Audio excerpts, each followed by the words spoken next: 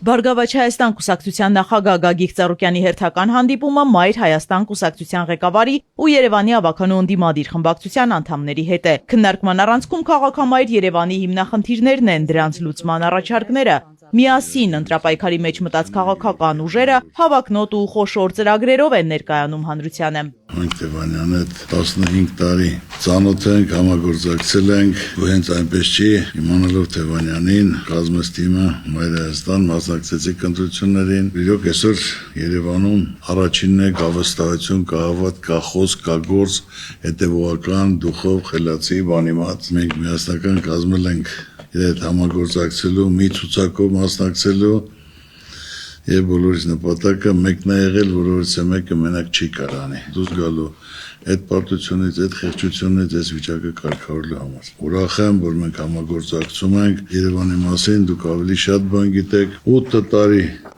աշխատում են միայն խոսքեր, դադար խոսքեր, ոչ ճանապարհներ, ոչ մետրոներ, ոչ թունելներ, պրոբկաներ, ջրհեղեղներ, հաղթոտություն։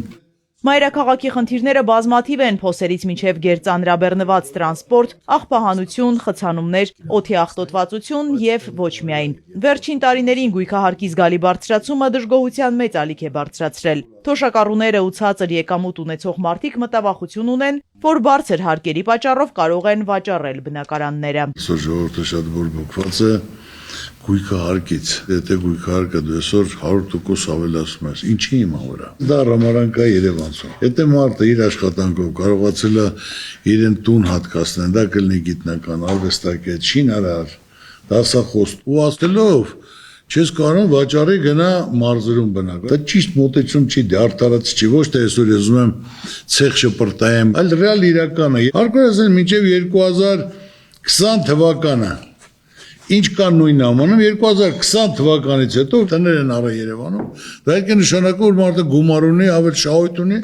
որը կարողանում է 200,000, 300,000, 150,000-ով առնի, ուրեմն իրանց վրա թողազդի, առ չկա, դա արդարացի է, բայց թոշակառուն 70 տարեկան, 80 տարեկան հիմա ինք իր ծննդավայրը հայրենի տունը թողի, որ չի կարող վճարի իր 49,000 դրամով, ուրեմն ինքը պետք է թողի գնա, դա արդարացի է, իհարկե ամոթ է, դա արդարացի բան չկա, այդ հարցը պետք է բարձրացի։ Առաջարկ Հայաստանին ծրագրի մեջ բավական լուրջ անդրադարձ կա Երևանին, Երևանի խնդիրներին եւ մենք մեր լուծումներն ենք առաջադրում։ Գույքահարկի հետ կապված դուք արդեն նշեցիք, մեր առաջարկով գույքահարկը կրկնակի պետք է իջեցնել եւ մենք կարծում ենք, որ Հայաստանում իշխանափոխությունից հետո նաև իշխանափոխություն պետք է տեղի ունենա Երևանում եւ Երևանցու քվեն պետք է վերադարձվի երևանցիներին, որովհետեւ այս իշխանությունը կրկնեմ լեգիտիմ չէ։ Այդ առումով մեր առաջարկները, որ մենք ներկայացրել ենք, ինչպես քաղաքական, այնպես էլ քաղաքային բնույթի են, դրանք վերաբերում են եւ աղբանությանը եւ տրանսպորտին, որը անարժանապատիվ ձևով է սպասարկում մեր քաղաքացիներին, եւ ավտոկայանատեղիների հետ կապված խնդիրներին եւ խցանումների հետ կապված լուծումներ ունենք, նաեւ ունենք այցեքարտ դարձնելու մեր մոտեցումները Ուրարտու Էրեբունու հետ կապված, երբ որ մենք տեսնում ենք, որ տարբեր մայրաքաղաքներ ունեն իրենց այցեքարտերը, ասենք Աթենքը, Հռոմը, Փարիզը եւ այլն, մենք հսկայական մշակութային արժեք ունենք, որով հպարտանում ենք նաեւ Երևանի տարեթվով, բայց չենք կարողանում աշխարհին հանդես գալ հենց այդ այցեքարտով, մենք լուրջ ծրագիր ունենք դրա հետ կապված։ Գույքահարկի եւ մայրաքաղաքի բոլոր խնդիրների լուծումը կա ներկայացված է առաջարկ Հայաստանին ծրագրի հատուկ Երևանին նվիրված դրույթում։ Առաջիկա օրերին քաղաքական երկու ուժերի անդամները կլինեն մայրաքաղաքի բոլոր վարչական շրջաններում, բակերում, փողոցներում, մանրամասն կներկայացնեն իրենց առաջարկը Երևանցուն։ Քարոզարշավը պետք է բոլոր ոլորտները ման գալով, լսելով, քննարկելով, ինչ-որ ավելի հարցեր կան, որ անհանգստացնում է, ձևակերպելով, որ համ մենք գրանցենք ծրագրի մեջ, համ էլ հարցերի հանդեպ ուշադիր լինենք, բարձրացնենք։ Հա, խոստանում էին մետրոներ, 2 մետրո էլ բաց են 8 տարի է։ Մարդիկ 8 տարում 8 հատ քաղաք են կառուցում։ Բայց 8 տարում մի հատ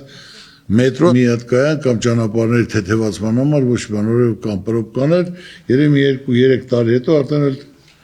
Հնարավոր չի մեքենա վարել։ Դա հիմնական, պետք է ուշադրություն դարձնեք, դուք Երևանի լավ ծանոթ եք, տեղյակ եմ, եթե ասենք ժողովրդի կողմից առաջինն եք ձեր աշխատանքով, փորձ ունեք եւ դիաժեք մտածում եք երևանցիների համար, ուրախ եմ, հպարտ եմ, որ մենք միասին մի թիմի մեջ ենք, իմացեք ձեր կողքին եք, ինչ ածով պետք է լինի։ Տևանյանն էլ գիտեք, իր ապրածով, իր փաղվածքով, անկախ ամենից ճիշտ, ուղիղ երկու ճանապարհ չունի, մի ճանապարհ։ Երևանի ավականու Մայր Հայաստան խմբակցության անդամները մշտապես են Երևանի կնճռոտ հարցերի մասին բարձրաձայնում ավականու նիստերում, իսկ այժմ ընտրապայքարի մեջ են, որ յուրաքանչյուր քաղաքացի իր կյանքում լավ փոփոխություններ տեսնի։ Քաղաքական երկու ուժերը միասնական են, մեկ ընտանիքի նման։ Երևանում ու մարզերում կազմակերպված աշխատանքը իշա պետության է։ Շնորհակալություն գնահատականների համար։ Մայր Հայաստան խմբակցությունը ակտիվորեն առաջին իսկ օրվանից ավականիում հայտնվելու ներգրավել է քաղաքային խնդիրների լուծման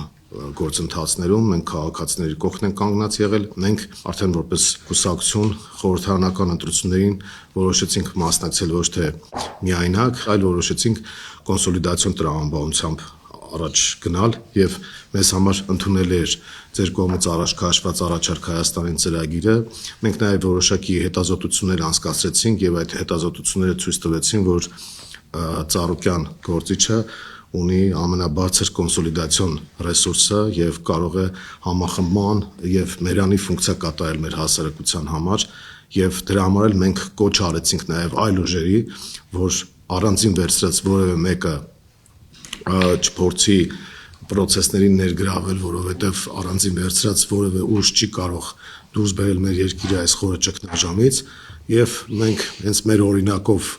արդեն քայլ արեցինք եւ հայտարարեցինք, որ միանում ենք առաջարկ Հայաստան ծրագրին եւ խորհրդարանական ընտրություններին մասնակցում ենք Բարգավաճ Հայաստանի հետ։ Հունիսի 7-ին ընտրելով համար 7-ին Երևանցին լուծում կտա տարիներով կուտակված խնդիրներին, կունենա իր մասին մտածող փորձառու քաղաքային իշխանություն։ Երևանը ամբողջ հայության մայրաքաղաքն է եւ պետք է ունենա այդ կարգավիճակին համահունչ տեսք ու կառավարում։ Մայր Հայաստանը ակտիվորեն եւ բոլոր վարչական շրջաններում ներգրավված է լինելու, բոլոր բակեր, փողոցներ, նույնիսկ տնետուն տարբերակով ենք աշխատելու եւ կոչ ենք անելու, ինչպես արդեն կարգախոս է դարձել հունիսի 7-ին քվեարկել համար 7-ի օգտին։ Մեր համագործակցությունը տարիների փորձ ունի եւ փոխադարձ հարգանքի ու վստահության վրա է հիմնված եւ ինչպես արդեն ասվում է, պետք է բոլորը սպասենք լավ փոփոխությունների։ Մեր հասարակությունը պետք է պատրաստվի լավ փոփոխությունների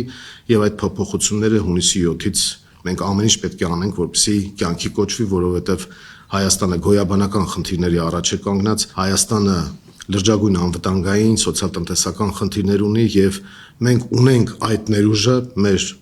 քաղաքական թիմը ունի այդ ներուժը, որպեսզի միասնաբար մենք մեր բաժին պատասխանատվությունը ստանձնենք իշխանության մեջ եւ դուրս բերենք մեր երկիրը այս իրավիճակից վստահություն վաստակելով եւ մեր արտաքին գործընկերների մոտ եւ ամենակարևորը մեր հանրության մոտ։ Ամենակարևորը իմացեք, որ արդեն մեր մեծ ընտանիքի անդամներն եք, իմ ու քոնը չկա։ Մեր մոտ կա սկզբում կա մոտեցում, որ գնում են լավագույնը, խելացին, բանիմաց արդյունավետը։ Չկա Բարգավաճը, Մայր Հայաստան, այլ կա հիմնական մի ընտանիք, մեծ ընտանիք, որը միավորվել ենք եւ գնահատում է արդյունավետը, խելացին, բանիմաց աշխատասերը։ Երևանի մեր շտաբի պետի հետ ամենօրյա ոնց որ դուք նշեցիք, այդ հողի վրա մենք այդ միասնությունը եւ միասնականությունը ամենտեղ ցույց ենք տալիս եւ օրորի ավելի ենք զարգացնում, այսինքն մենք երբեք իմ ու քոնը չենք արել, ընդհակառակ հենց առաջ օրվանից մեր աշխատանքները միասնական են եւ առաջարկ Հայաստանին ծրագիրը մեր համար գերակա ծրագիր է, մեր բոլոր գործառույթները եւ մեր բոլոր գործունեությունը ուղղված են այդ ծրագիրը ժողովրդին հասցնելու, բացատրելու, ներկայացնելու պատրաստվենք լավ փոփոխությունների հետո։ Նախընտրական քարոզարշավը ակտիվ փուլում է այս ընթացքում առաջարկ Հայաստանին ժողովրդական ծրագիրը կներկայացվի հանրապետության բոլոր համայնքներում։ Մարդկանց ուղղված գլխավոր ուղերձը մեկն է՝ պատրաստվեք լավ փոփոխությունների։